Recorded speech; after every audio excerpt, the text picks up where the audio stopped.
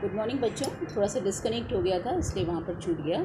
तो हम लोग डिस्कस कर रहे थे, आगे हम कंटिन्यू करते हैं कि number of atoms in a unit cell. हमने आपको 3D मॉडल से समझाने की कोशिश की कि सिंपल क्यूबिक यूनिट सेल में, ये सिंपल क्यूबिक यूनिट सेल में number of atoms per unit cell 1 होते हैं। आप ये देख रहे हैं, ये कॉर्नर्स पे जितने भी एटम्स हैं उनका 1/8 पार्ट ही आ रहा है, 1/8 पार्ट ही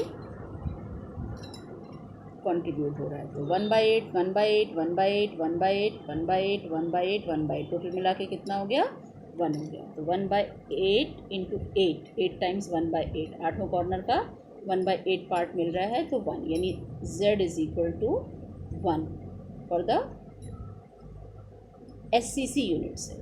ये किसके लिए है? ये SCC यूनिट सेल के लिए है। SCC के लिए z इज इक्वल टू 1।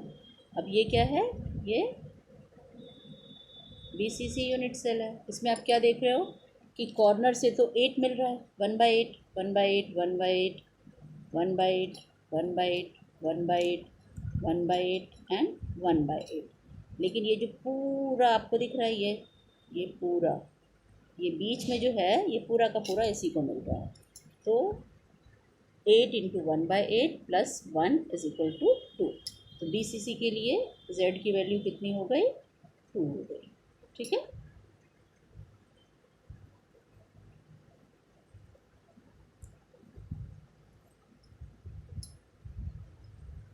अब हम बात करते हैं FCC। FCC में z की वैल्यू कितनी आएगी? FCC में क्या देख रहे हो आप? ये कॉर्नर से तो 1/8 1/8 जा रहा है, 1/8 1/8 1/8 1/8 1/8 1/8 एंड 1/8 पीछे। और ये जो फेसेस पे हैं इनका कितना मिल रहा है? हाफ। तो ये कितना कंट्रीब्यूट कर रहे हैं? ये हाफ कंट्रीब्यूट कर रहे हैं। Half of this, half of this, half of this, और बैक साइड जो है उसका भी हाफ। तो हाफ कितनी बार है? 6 बार। ठीक है, 6 फेसेस पे। और 1/8 कितनी बार है? 8 बार। तो कुल मिला के कितना हो गया? 4। तो FCC के लिए z की वैल्यू कितनी हो गई? 4।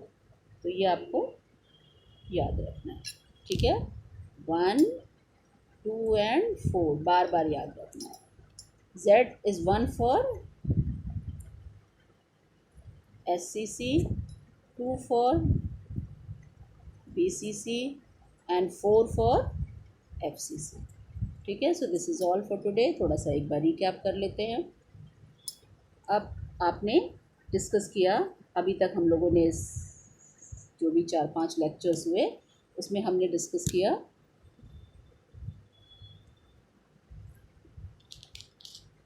Characteristics of solid,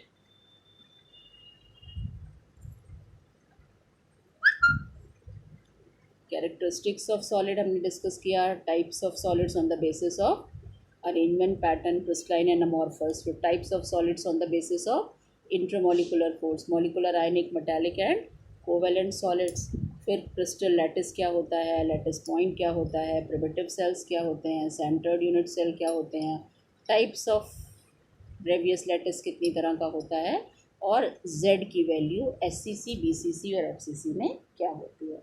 so it's all for today. Thank you. कल हम आपको कुछ क्वेश्चंस देंगे, MCQ भेजेंगे, और MCQ क्वेश्चंस जो है मल्टीपल चॉइस क्वेश्चंस या वन वर्ड क्वेश्चंस सब आपके लिए बहुत इंपॉर्टेंट हो जाते हैं, क्योंकि अभी तक तो जो पिछले साल का पैटर्न था कि 20 नंबर का MCQ आता था, उसी पॉइंट ऑफ व्यू से वो बहुत इम्पॉर्टेंट था।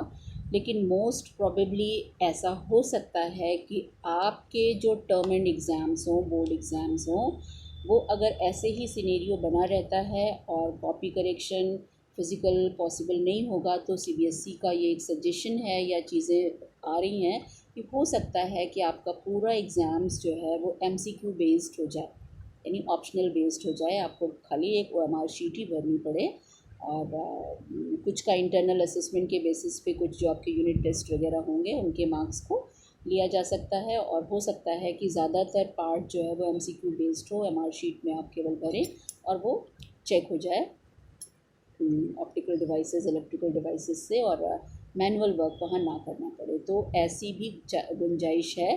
तो इसीलिए आप जो भी कंटेंट पढ़ रहे हैं उसको थोड़ा सा स्पेसिफाई होकर पढ़िए, और वन वर्ड आंसर और मल्टीपल चॉइस क्वेश्चन के पॉइंट ऑफ व्यू से ज़्यादा पढ़िए। तो कल कुछ क्वेश्चंस हम भेजेंगे, उसको आप 1-2 दिन में करिएगा।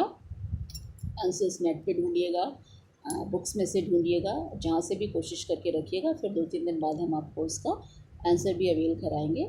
तो आप उसको मैच कीजिएगा और अपने आप को जज कीजिएगा, और आप अपनी पढ़ाई करते रहें, नोट्स प्रिपेयर करें। अच्छा हाँ, एक चीज़ और है कि हम एक डेट आपको देंगे 4-5 दिनों के बाद। तो जितना कुछ हमने आपको पढ़ाया है उसके नोट्स और उससे रिलेटेड एनसीईआरटी टेक्स्ट बुक की एक्सरसाइजेस, उनका हम आपसे पीडीएफ मांग सकते हैं। ठीक है, पीडीएफ में उसका कॉपी जो है वो हम मांग सकते हैं, फोटो कॉपी। तो अपना काम पूरा करते रहिए और ध्यान रखिए। Thank you.